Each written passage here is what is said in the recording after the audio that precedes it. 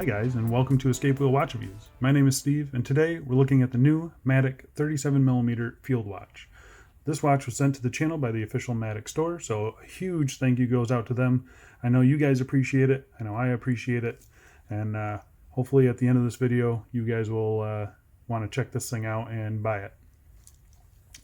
So if you aren't aware, Matic is the sister brand of Flita, though these are geared more towards the higher end while still keeping the prices affordable. So yeah, they are really nice watches, and I've always liked the Flita ones, but I definitely agree this Matic branding is better. But yeah, so this watch is offered in 4 different dial options, and as you can see, the applied 369 dial is branded Flita. I'm not sure why they did this, but I have talked to the store and they say that the only difference is the dial. So keep that in mind when watching the review. If you do want that 369 applied dial, you're going to have to go with the Flita branded one. Hopefully he'll change that to Matic branded.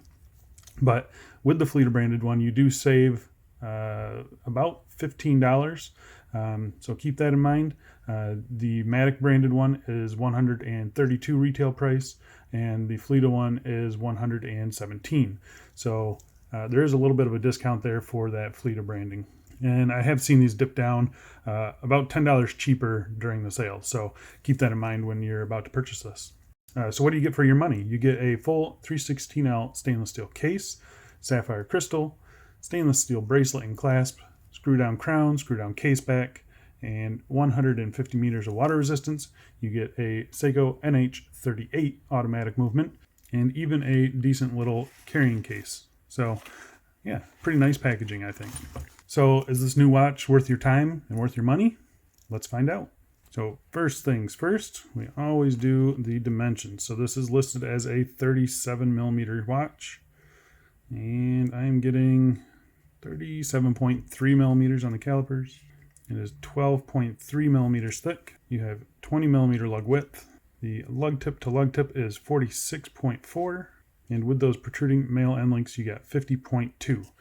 So this is a watch that, in my opinion, it's that 46 to 47 millimeters is the perfect lug to lug. It wears quite a bit bigger than my Alpha. So I've got the Alpha 36 millimeter. You can pop up the review for that up here. But yeah, you can see here that it does look quite a bit bigger than the Alpha does. So if that Alpha always seemed a little too small for you, this is probably going to be perfect. So just keep that in mind. But the case profile of it does look pretty good. You got slight turn down to the lugs there. That 50 millimeters, even with that male protruding end link, means it's going to fit most wrists. And I think it looks almost perfect size for me. So I'm going to go outside right now and throw it on the wrist for you.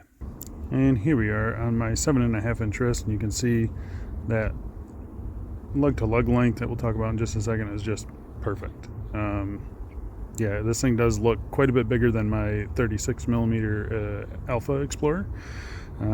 So yeah, it does add a little bit of bulk to that if that's always been a little too small for you. You can see it's pretty nice to the wrist. It's somewhat flat, but it does have a little bit of curve down, so it does fit nicely. You get lots of sparkle off of that bezel. Yeah, it just looks really good. It feels well balanced on this bracelet as well. Really happy with it. Getting out into some direct sunlight, you can see right about there, it gets a little washed out. And we'll talk about that when we talk about the dial. But for the most part, it is really legible, and it does have some anti-reflective coating on the crystal. So yeah, for the most part, the reflections are pretty minimal, and it does look pretty good, and it is legible most of the time. So, but I'm going to go throw this on some straps for you guys, and we'll get back to the review. Here we are on a rubber B style strap. I think it looks really good, actually. You can see it doesn't quite fit great up there, but that's just because I used a chintzy little spring bar. It should fit like that if I put a good spring bar in there. So just keep that in mind. This thing actually fits it pretty good. I was surprised. But yeah, it does look really good on this rubber B style strap. You got some other straps though. Here we are on a nice thick and chunky leather strap. It does look really good. This is from Clockwork Synergy. Yeah, Looks really good. I do like this strap combo. I think looks pretty good. It gives it kind of a Hamilton type vibe to it. So, but what do you guys think? I'm gonna throw down a couple more straps for you. And here we are on a single pass elastic strap in the olive drab with white stripe. I think it looks pretty good. I do like these straps. You see down the wrist shot, still really nice and low. Does fit really good. Very comfortable too. So, what do you guys think? And here we are on just a tan color double pass nylon. Looks really, really good. I do like this kind of tooly watch on this strap. It does look really good. What do you guys think?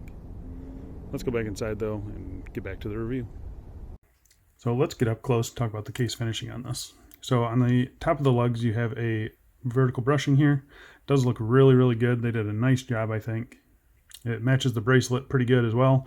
And yeah, I think it looks really nice. I prefer this vertical brushing over a circular brushing. And yeah, Matic I think did a really good job on it. I'm very happy with it. Nice fine brushing. On the sides, they are highly polished, as you can see here. You have an unsigned crown. I really wish they would figure out something to put on that crown, because that would be really nice. It is a nice big crown, so it's got lots of surface area there. It just feels like it's missing something. The other side, again, is fully polished, as you can see. The transitions from the brush to the polish, really nicely done. Very, very sharp transitions. And here's a good view of the transition where from the dark to the light in the polished surface here. You can see that there's not much of that peak and valley stuff. I mean, the polishing on this case is really, really good. You're getting a nice view of my studio. And yeah, it does look really, really good. And it's got some pretty nice lines to it. It's not a straight sided case at all, so you get lots and lots of reflections off it. It looks really, really good. They did an excellent job. Same thing goes with that bezel. Bezel is fully polished, and like you don't see any of those little peaks and valleys. So the polishing on this case is done really, really well. Very impressed with it. And overall, I'm pretty happy with it. The case back on this, as you can see here, it is a display case back. We'll test that for sapphire in just a second. But it is your typical kind of Rolex style case back, but it has that display window there. You got circular brushing on the bottom of the case. And yeah, I don't feel any, maybe a little bit sharp edges here, but it hasn't bothered me while on the wrist at all. So I'm not going to fault it there at all. But yeah, nicely done case back, I think, showing off that NH38. So while I have this here, I might as well test it for sapphire. I'm not expecting sapphire, but it would be nice. Oh my gosh. Look at that. Sapphire case back. That's pretty nice to see. And sapphire crystal. So it is a sapphire crystal. It is completely flat. It does sit just barely above that bezel. Nice little chamfer there. There is some anti-reflective coating on it. It's not a really bright blue anti-reflective coating. It's not quite clear, but it is less subtle than something you see on like Steel Dive, how they use their really bright blue AR coating. So it is a nice subtle AR coating. It does a good job of cutting down reflections. And yeah, I've got absolutely no problems with the crystal. I'm actually surprised that the back of this is sapphire. That's nice to see. So let's get real close to this dial here.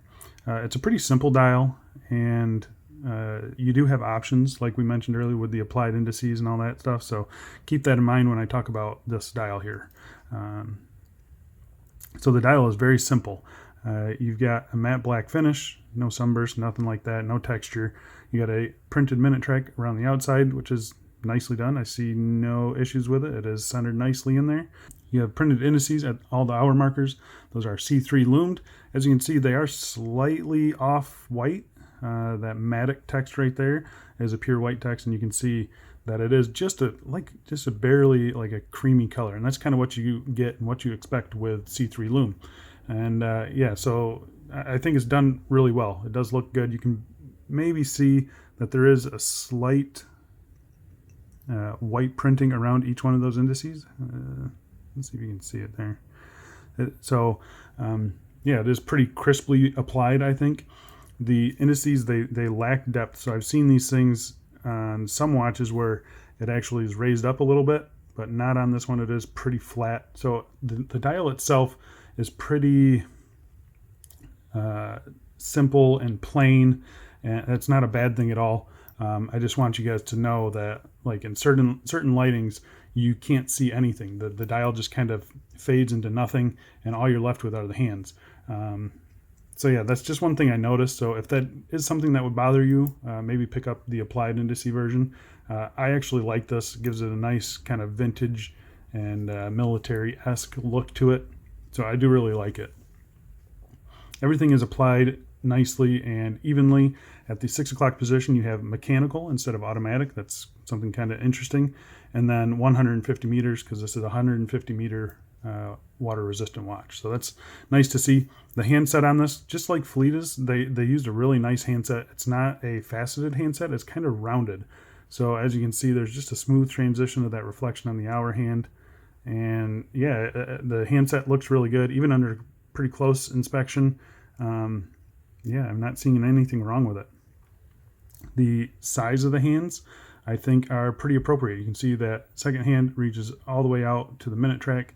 The minute hand is just shy of the minute track, but not a deal breaker at all.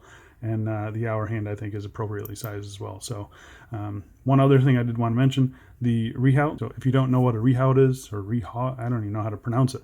It's the space between the crystal and the dial. So that silver brushed ring there, it is sloped. So it doesn't go straight down to the dial. It kind of curves in a little bit, and you can see, like right here, you can see the reflections of the indices there. So it gives a pretty cool look when you light this thing up with the Lume. Some people hate that. I don't mind it.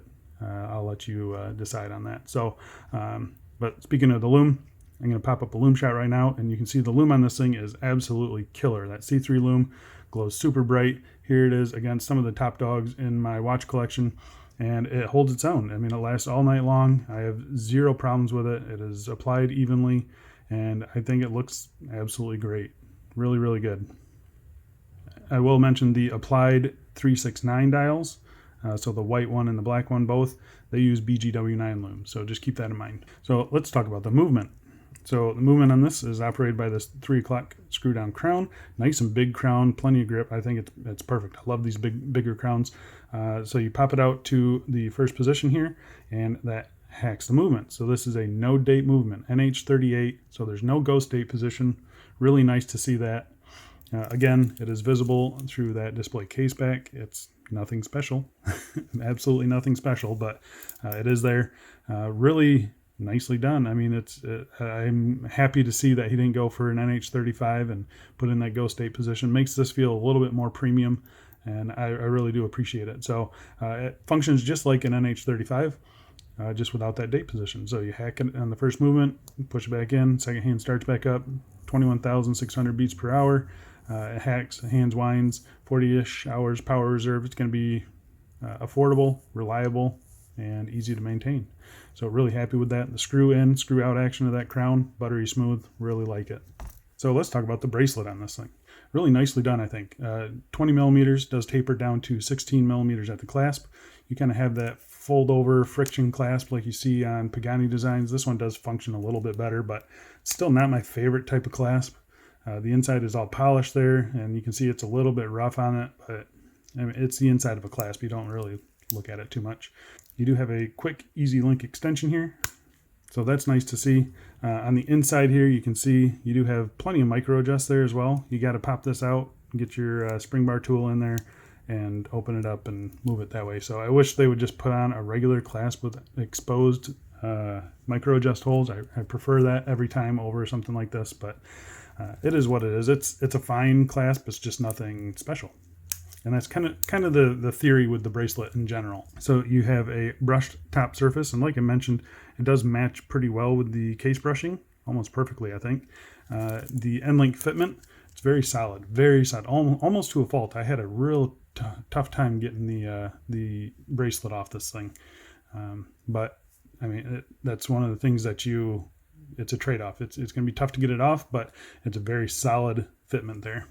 I wish the curvature of the case matched the curvature of the bracelet just a little bit better. It's not perfect, but it's definitely not a deal breaker. That first link there do have just a little bit of give in it, but not anything like what you get on Pagani designs, so that's nice to see. You got a brush surface on the top. You have polished on the sides here, You do have screw pins for adjusting. I was able to get a really good fit on this thing. I removed 3 links, and you can see there's 2 more links to remove, plus just a ton of micro adjust inside there. So you should be able to get this on some smaller wrists. With the bracelet, overall, I'm pretty pleased with it. It could be just a little bit better. I mean, there are links that do catch on each other a little bit, so maybe this could use a baby oil bath.